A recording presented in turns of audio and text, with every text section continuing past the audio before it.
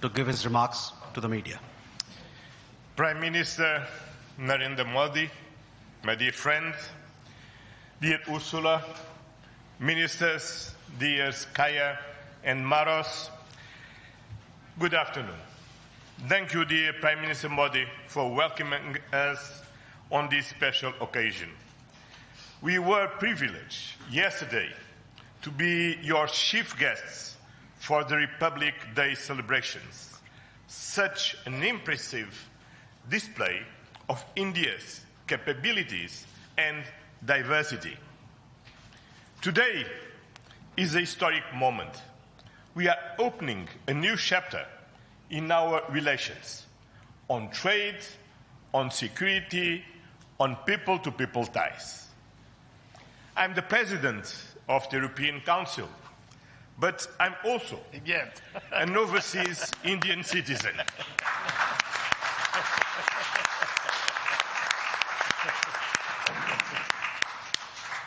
Then, as you can imagine, for me, it has a special meaning. I'm very proud of my roots in Goa, where my father's family came from. And the connection between Europe and India is something personal to me. Also because we conclude today our trade negotiations. We relaunched at the latest meeting that I had the pleasure to host in May 2021 in my previous capacity. Our summit sends a clear message to the world. At a time when the global order is being fundamentally reshaped, the European Union and India stand together as a strategic and reliable partners. Today, we are taking our partnership to the next level. As the two largest democracies in the world, we are working hand in hand to deliver concrete benefits for our citizens and to shape a resilient global order that underpins peace and stability, economic growth, and sustainable development. I would like to share three messages.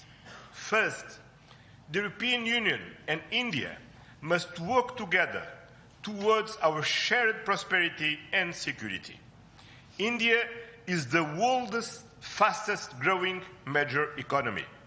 Trade has flowed between our two continents for centuries. And trade is a crucial geopolitical stabilizer and the fundamental source of economic growth.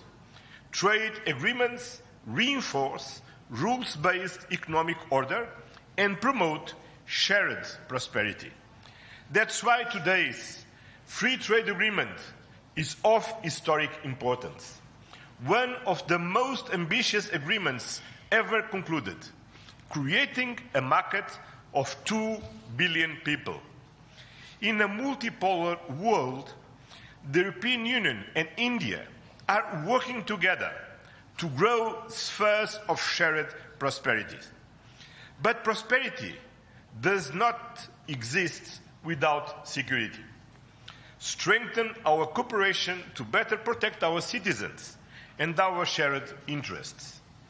Working together to counter the full range of security threats we face in the Indo-Pacific, in Europe, and around the world, reaching a new level of strategic trust between us. That is the significance of our agreement on a security and defense partnership. The first such overarching defense and security framework between India and the European Union, and the first step towards even more ambitious cooperation in the future. This brings me to my second message. As the world's largest democracies and champions of multilateralism, the European Union and India share the responsibility to upholding the international law with the United Nations Charter at its core. Earlier this morning, we and President Ursula had the opportunity to pay tribute to Mahatma Gandhi. And I reflected upon his words, which still holds true today. And I quoted, "Peace will not come out of a clash of arms, but out of justice lived and done by unarmed nations in the face of odds."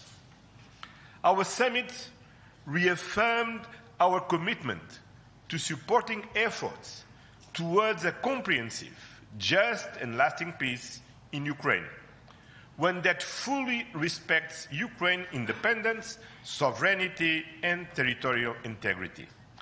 This is a key moment. We are supporting all efforts to reach a just and sustainable peace. Ukraine has shown its readiness, including at the cost of difficult compromise. I know, dear Prime Minister, that we can count on you to help creating conditions for peace through dialogue and diplomacy. And this is my final message. Together, we must show leadership on global issues. Cooperation between the European Union and India will help shape a more balanced, resilient, and inclusive global order. Just two examples. I'm proud of the commitments we are making for greater cooperation on clean energy, green transition, and climate resilience. And our collaboration through the Global Gateway and on the India-Middle East-Europe Economic Corridor is decisive for global connectivity. By implementing the ambitious Joint Comprehensive Strategic Agenda towards 2030, we will align our priorities with concrete actions for the next 5 years, delivering real benefits to our citizens. Today, we have tangible progress and set an example of cooperative leadership on global issues with our free trade agreement, our security and defense partnership, and our joint strategic agenda. These outcomes are crucial milestones on the longer path. We look forward to continuing the journey together, as always. Thank you very much.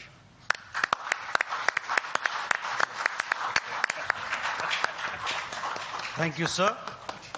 May I now request Her Excellency Ms. Ursula von der Leyen, President of the European Commission, to give her remarks to the media.